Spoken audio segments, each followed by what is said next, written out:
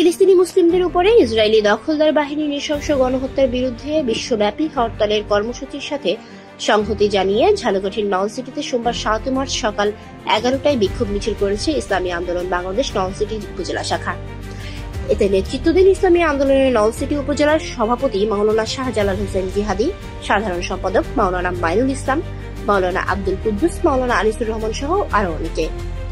এছাড়াও উপস্থিত ছিলেন ইসলামী ছাত্র আন্দোলনের নন সিটি উপজেলার সভাপতি আবু মুসা সর্দার, মাহবুব হোসেন, সাইফুল ইসলাম সহ ইসলামী ছাত্র দলের নেতাকর্মীরা।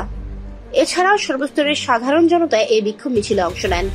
বিক্ষোভ মিছিলটি নন সিটি বাসস্ট্যান্ড থেকে শুরু হয়ে শহর প্রদক্ষিণ করে লঞ্চঘাট ইসলামী আন্দোলনের কার্যালয় হয়ে শহীদ সেলিম তালুকদার স্মৃতি চত্বরে এসে সংক্ষিপ্ত সমাবেশের মধ্যে শেষ হয়।